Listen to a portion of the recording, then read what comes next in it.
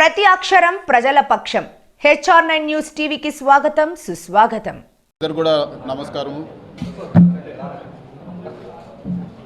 Election results వచ్చిన గత నెల రోజులుగా పొంగునూరు నియోజకవర్గంలో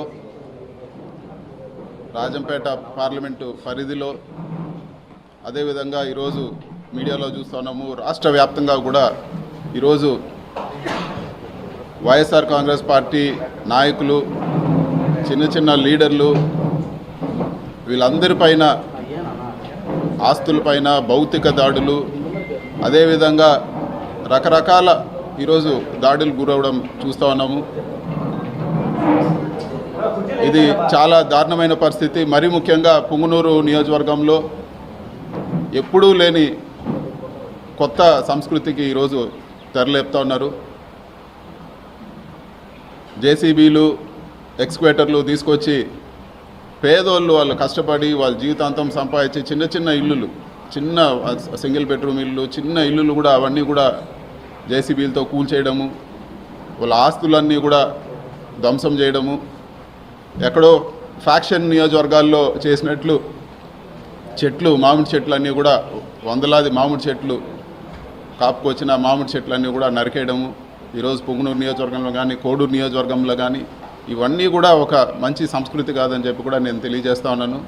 రాజకీయంగా అంటే ఏదైనా రాజకీయాలు ఎలక్షన్లప్పుడు రాజకీయంగా కొట్లాడలే కానీ చిన్న చిన్న వాళ్ళపైన వచ్చి వాళ్ళ ఆస్తులపైన, ఈరోజు వాళ్ళ కుటుంబ సభ్యులపైన, వాళ్ళ వెహికల్స్ కానీ, లేకపోతే ఇంకా కూడా దారుణమైన విషయం ఏమంటే పొంగునూరు నియోజకవర్గంలో పేదవాళ్ళు ఆవులు మేపుకొని బతికే వాళ్ళు ఆవులు దొంగతనం చేసి తీసుకెళ్ళిపోవడము, కళ్యాణ మండపాలు కూల్చడము, ఈరోజు దారులు ఇవ్వకుండా అడ్డగించడం, ఇన్ని కూడా ఘోరంగా జరుగుతూ ఉన్నాయి. వీటన్నిటిని కూడా ఈరోజు పరామర్శించడానికి పోదామంటే కూడా ఈరోజు పోలీసులపైన ఒత్తిడి తీసుకొచ్చి హౌస్ అరెస్టు చేయడం జరిగింది. ఒక ఎంపీగా నా నియోజకవర్గంలో తిరగడానికి కూడా ఈరోజు నా నియోజకవర్గ ప్రజల్ని కలవడానికి కూడా ఈరోజు రెస్ట్రిక్షన్స్ పెట్టి తిరగనీయకుండా, ఇది వరకు షెడ్యూల్ పెట్టుకుంటే పోలీసు వారు ఇంకొన్ని రోజులు పోనీయండి సార్, ఎలక్షన్ అయింది ఇప్పుడే కొన్ని రోజులు పోనీయండి అని, మరి ఈరోజు కూడా హౌస్ అరెస్ట్ చేసి ఆపాల్సిన అవసరం ఏముందని చెప్పి కూడా నేను అడుగుతా ఉన్నాను. ఖచ్చితంగా ఇవన్నీ కూడా స్పీకర్ దృష్టికి కూడా తీసుకుపోతాము. ఇవన్నీ కూడా నా కాన్స్టిట్యూషనల్ రైట్. ఒక ఎంపీగా నేను ప్రతి గడప, ప్రతి కార్యకర్త, ప్రతి నా దగ్గరకు వచ్చే ప్రతి ఒక్కరిని కూడా కలిసే అధికారం ఉంది. ఈ విధంగా చేయడం సరైన పద్ధతి కాదని చెప్పి కూడా నేను తెలియజేస్తా ఉన్నాను. అంతేకాకుండా ఈరోజు సీట్లు తక్కువ వచ్చిండొచ్చేమో కానీ 40% మంది ఈరోజు రాష్ట్రంలో 40% మంది వైఎస్ఆర్సీపీకి ఓటేశారు. అంటే ఈ 40% మందిని రాష్ట్రం నుంచి పంపించేస్తారా? ఈ 40% మంది ఓటేసిన వాళ్ళందరిపైన మీరు దాడులు చేస్తారని చెప్పి కూడా నేను అడుగుతాను. ఇది సరైన పద్ధతి కాదు, ఇది సరైన పద్ధతి కాదు. ఇలాంటి దాడులు, ఇలాంటి చర్యలు మంచి పద్ధతి కాదని చెప్పి కూడా నేను తెలియజేస్తాను. అధికారము ఎప్పుడు కూడా ఎవరు కూడా శాశ్వతం కాదు. రాష్ట్రంలో ఎన్నోసార్లు పార్టీలు వచ్చినాయి పోయినాయి కానీ ఇలాంటి సంస్కృతి రాష్ట్ర వ్యాప్తంగా ఇది ఒక కొత్త ఒరవడికి తెరలేపారు. ఇది మంచి పద్ధతి కాదని చెప్పి కూడా నేను తెలియజేస్తున్నాను. ఖచ్చితంగా క్యాడర్కు, వైఎస్ఆర్సీపీ నాయకులు అందరూ కూడా చెప్పేది ఏమంటే ఖచ్చితంగా ఈ ప్రతి ఒక్క కార్యకర్తకు అండగా ఉంటాము. సాయశక్తుల ఏ ఇబ్బంది వచ్చినా కూడా ప్రతి ఒక్కరు కూడా అండగా ఉంటామని చెప్పి కూడా ఈరోజు మీడియా ముఖంగా నేను తెలియజేస్తున్నాను. ఈరోజు ప్రోగ్రామ్కి మీరు వెళ్ళడానికి లేదు, మిమ్మల్ని ఈరోజు ఇక్కడే హౌస్ అరెస్ట్ చేయాల్సి వస్తూ ఉంది. మీరు మళ్ళీ కూడా మాకు ఇన్ఫామ్ చేయండి, మళ్ళీ కూడా మేము ఇది చేస్తామని చెప్పి ఇదివరకే నేను ఇన్ఫామ్ చేసి వచ్చాను, మళ్ళీ ఎందుకు చేశారని చెప్పి కూడా నేను అడగడం జరిగింది. విత్ ప్రొటెస్ట్ కూడా సైన్ చేసి ఇవ్వడం జరిగింది. కేవలం ప్రజలకు దూరం చేయలేని కక్షతో ఈ విధంగా వ్యవహరిస్తున్నారు అనుకోవచ్చు. ఈరోజు చెట్లు నరికేశారు, ఈరోజు ఇల్లులు కూల్చేస్తారు. సో ఒక ప్రజాప్రతినిధిగా నేను అక్కడ పోయి ఆ ఇల్లులు కూల్చింది కానీ ఆ చెట్లు నరికించింది వాళ్ళు పరామర్శిస్తే రాష్ట్ర వ్యాప్తంగా ఈరోజు అందరూ కూడా తెలిసే పరిస్థితి ఉంది. ఇవన్నీ కప్పిపుచ్చడానికే ఈరోజు మమ్మల్ని నియోజకవర్గంలో తిరగనీయకుండా చేస్తూ ఉన్నారు. ఇంకా అదేవిధంగా ఈరోజు ఎంపీటీసీలు, అదేవిధంగా మిగతా ఉండే సర్పంచులు కానీ ప్రజాప్రతినిధులు చిన్న ప్రజాప్రతినిధులు అందరినీ కూడా బెదిరించి పార్టీ మారమనో లేకపోతే వాళ్ళని ఒత్తిడి చేసో లేకపోతే రిజైన్ చేయమనో రకరకాలు ఇవన్నీ చేస్తూ ఉన్నారు. ఇవన్నీ కూడా వాళ్ళకు ఒక ఓదార్పుగా కూడా వెళ్ళకూడదు అని చెప్పే ఒక కుట్రలో భాగంగానే ఈరోజు అధికారులపైన ఒత్తిడి తీసుకొచ్చి ఈరోజు గృహ నిర్బంధం చేయడం జరిగింది. సార్, పర్టికులర్గా పొంగనూరు నియోజకవర్గం సంబంధించి కౌన్సిలర్లకు సంబంధించి ఒత్తిడి తీసుకొచ్చి మరి పార్టీ మార్పిస్తూ ఉన్నారు, భౌతిక దాడులు చేస్తూ ఉన్నారు. ఏ విధంగా చూడొచ్చు? ఇది ఒకటి, ఎప్పుడు కూడా ఒక 4 నాయకులు ఉన్నా 4 నాయకులు పోయినా పెద్ద తేడా పడదు. ప్రజల్లో ఈరోజు వేయాలనుకుంటే ఖచ్చితంగా ఆ పార్టీ గెలుస్తుంది. సో వీళ్ళు అనుకున్నట్లు ఏదో ఒక 4గురిని ఒత్తిడి చేసో ప్రలోభాలు పెట్టో బెదిరించో 4గురిని పార్టీ మార్చినంత మాత్రాన ఒరిగేది ఏం లేదు.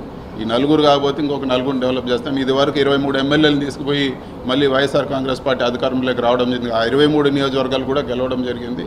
ఇవన్నీ పెద్ద విషయం కాదు. ముఖ్యంగా ఈరోజు చాలా దాడులు జరుగుతున్నాయి. ఇల్లులు కూల్చడం ఇవన్నీ కూడా ఎప్పుడు లేదు. పొంగునూరు చరిత్రలో ఇల్లులు కూల్చడం అనేది ఎప్పుడు లేదు. పొంగునూరుకి ఇన్వెస్ట్మెంట్ వచ్చింది. బస్సుల ఫ్యాక్టరీ ఈరోజు జర్మనీ వాళ్ళు పెట్టడానికి వచ్చారు. ఈరోజు వాళ్ళు సందిగ్ధంలో పడ్డారు. పొంగునూరుకు నష్టమా లాభమా ప్రజలు ఆలోచించుకోవాలని చెప్పి కూడా నేను కోరుతున్నాను. ఇన్ని గొడవలు జరుగుతూ ఉండి ఫ్యాక్టరీ వెళ్ళిపోతే ఇంకెవరైనా పెట్టుబడులు పెడతారా పొంగునూరులో?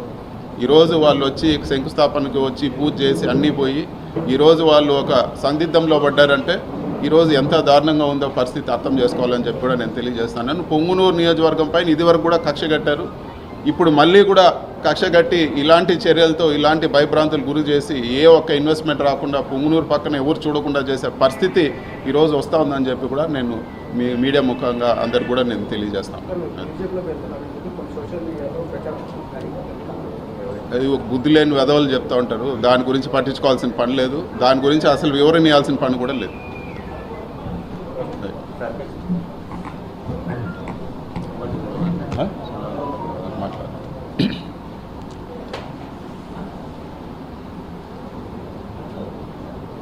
ఈ పొంగునూరు నియోజకవర్గంలోనే కాదు, ఈరోజు చిత్తూరు జిల్లాలో ఇంకొక విషయం కూడా చేయాల్సింది. ఈ పదవులు కావాలంటే ఎంతసేపు పెద్దిరెడ్డి ఇట్లా అని మాట్లాడి ఏదో షో కొట్టే వాళ్ళకే ఈరోజు తెలుగుదేశంలో పదవులు వచ్చే పరిస్థితి అన్నీ కూడా చూస్తూ ఉన్నాము. ఈరోజు మాకు ఒక ఇన్ఛార్జ్ ఇచ్చారు. మొన్న ఎలక్షన్లో పోటీ చేసిన చల్లాబాబు అనే వ్యక్తి. ఆయన 89 నుంచి చూస్తూ ఉన్నాం. 89 నుంచి అధికారంలో చాలాసార్లు మేము అధికారంలో ఉన్నాము, వాళ్ళ పార్టీ అధికారంలో ఉన్నింది. ఇట్లాంటి చెత్త పనులు, ఇల్లులు కొట్టేది, చెట్లు నరికేది, ఆవులు దొంగతనం చేసేది, ఇలాంటి చెత్త పనులు ఎప్పుడు కూడా నియోజకవర్గంలో జరగలేదు. చల్లాబాబు కూడా నేను చెప్పేది ఒకటే, మేము ఒక ఇంట్లో 10 మంది ఉన్నాం. నన్ను అరెస్ట్ చేసినా నేను పట్టించుకోను, అన్నిటికీ సిద్ధం, దేనికైనా సిద్ధం. నన్ను చంపినా కూడా నాకు పర్వాలేదు. మా ఇంట్లో లేకపోతే మా తమ్ముడు వస్తుంది, మా అమ్మ వస్తారు, ఎవరో ఒక వస్తారు. ఖచ్చితంగా మేము రాజకీయాల్లో ఉంటాం. ప్రజలకు కాన్స్టిట్యున్సీలో నియోజకవర్గంలో ఖచ్చితంగా నిలబడతాం.